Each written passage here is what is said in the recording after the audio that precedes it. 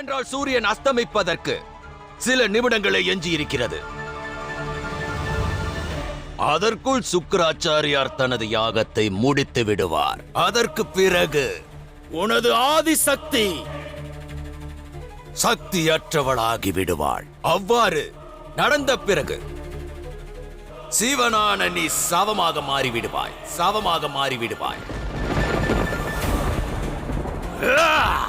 இப்பொழுது இந்த பிரபஞ்சத்தில் இருந்து சிவன் என்கிற பெயர் அஸ்தமனமாகும்.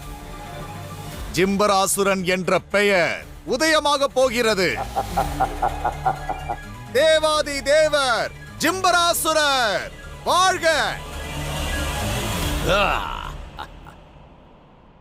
ஹர ஹர மகாதேவா, ஹர ஹர மகாதேவா, ஹர ஹர மகாதேவா, ஹர ஹர மகாதேவா, ஹர ஹர மகாதேவா, ஹர ஹர மகாதேவா.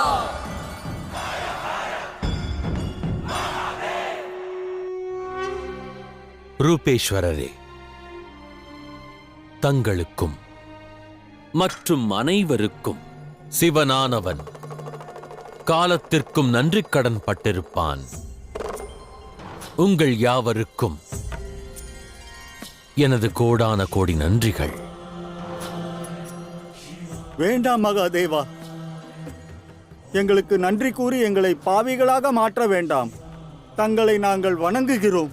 நாங்கள் அனைவரும் தங்கள் பக்தர்கள். பக்தனுக்கும் இறைவனுக்கும் ஆன உறவு அன்பால் ஆனதல்லவா? அதில் நன்றிக்கு ஏது இடம்? நமது உறவு அன்பாலானது.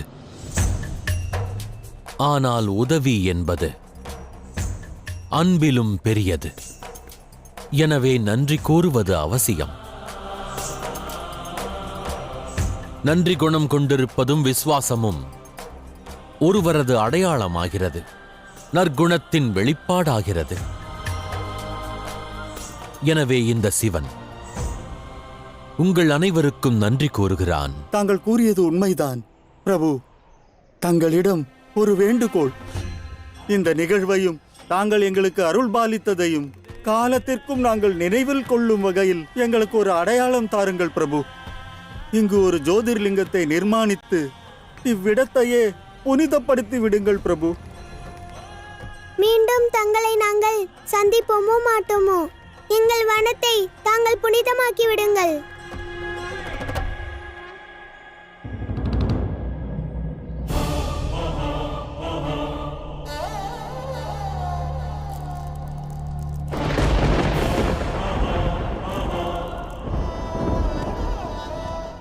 ஆம் மகாதேவா, ஜோதிர்லிங்கத்தை நிர்மாணித்து விடுங்களேன்.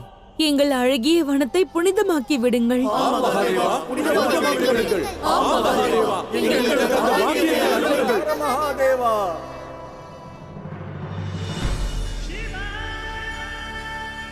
நிச்சயம் நிர்மாணிப்பேன்.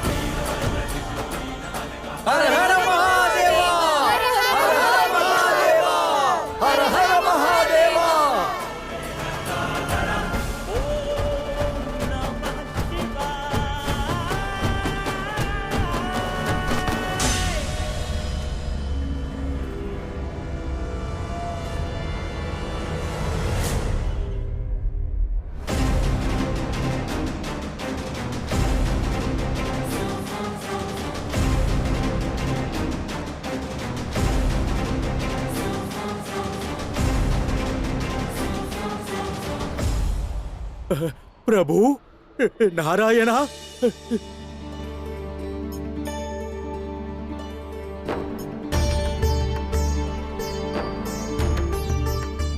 அற்புதம். ஒரே இடத்தில் தங்கள் அனைவரின் தரிசனமும் கண்டு நான் தன்யனானேன்.